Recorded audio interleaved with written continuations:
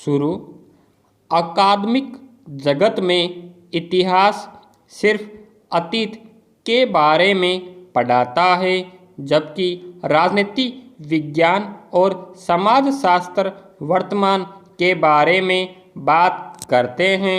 यह एक पारंपरिक और कई मायनों में तार्किक विभाजन है, लेकिन दिक्कत यह है कि भारतीय अकादमिक जगत में अतीत को एकमात्र और अचल तारीख के रूप में परिभाषित किया गया है, और वो तारीख है 15 अगस्त 1947। इस तरह से जब घड़ी ने उस तिथि के मध्य रात्रि के आगमन की सूचना दी और भारत आज़ाद हुआ, हमारा इतिहास वहीं खत्म हो गया और राजनीति विज्ञान और समाजशास्त्र शुरू हो गया। पेरा। लेकिन सन 1947 से लेकर आज तक इन कई दशकों में वर्तमान का पहिया काफ़ी आगे बढ़ चुका है। विराम। राजनीति विज्ञानियों ने सन 1952 में हुए पहले आम चुनाव का अध्ययन किया और उसके 5 साल बाद हुए दूसरे चुनाव का भी अध्ययन किया। सामाजिक मानवशास्त्रियों ने सन 50 के दशक के भारतीय गांवों का विवरण लिखा, फिर उन्होंने उससे भी ज़्यादा 60 के दशक का लिखा। हालांकि अतीत अपनी जगह पूर्ववत कायम रहा, लेकिन अपने पेशेवर प्रशिक्षण और मिजाज की वजह से इतिहासकारों ने अपने आप को आज़ादी से पहले की अवधि तक ही बांधकर रख लिया। ब्रिटिश साम्राज्यवाद के सामाजिक, आर्थिक, राजनीतिक और सांस्कृतिक परिणामों पर एक वृहद साहित्य लिखा गया और अभी भी लिखा ही जा रहा है।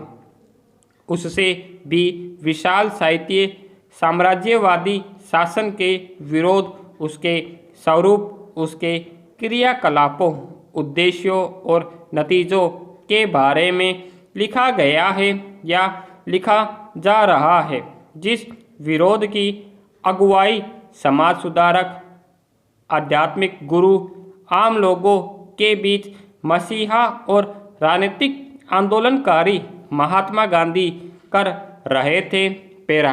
कुछ लोग गांधी की काफ़ी तारीफ करते हैं, तो उसी तरह कुछ उनको नापसंद भी करते हैं।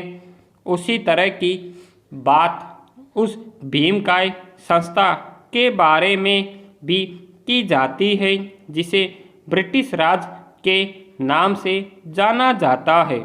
आखिरकार अंग्रेज़ों ने अगस्त 1947 में हिंदुस्तान छोड़ दिया और उसके महज 5.5 महीनों के बाद गांधी की हत्या कर दी गई। ब्रिटिश राज के खात्मे के बाद इसके सबसे मशहूर विरोधी की मृत्यु इतनी जल्दी हो गई कि इसने इतिहास के लेखन पर अपना एक निश्चित प्रभाव डाला।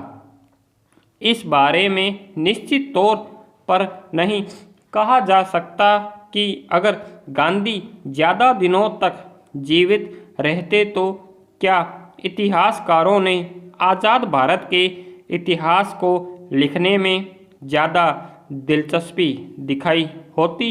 लेकिन ऐसा देखने को मिला कि रिवाजों और परंपराओं के मुताबिक भारतीय इतिहास 15 अगस्त 1947 को ख़त्म मान लिया गया।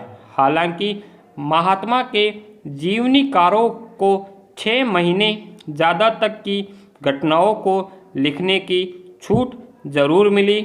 इस तरह बहुत सारी बेहतरीन और विवादास्पद किताबें ब्रिटिश भारत के अंतिम गहन संघर्षमय सालों के बारे में लिखी गई। ब्रिटिश राज जैसी महान संस्था और महात्मा गांधी जैसे महान व्यक्तित्व अभी भी इतिहासकारों के लिए बहुत दिलचस्पी का विषय है। लेकिन आज़ाद भारत का इतिहास बहुत मायनों में अभी भी एक अछूत इलाका है जिसे पूरी तरह खंगाला नहीं गया। अगर इतिहास का मतलब अतीत के ज्ञान का औपचारिक संग्रह है तो ये मानकर चलना चाहिए कि सन 1947 के बाद की समयावधि का लेखा जोखा वजूद में ही नहीं है। स्टॉप।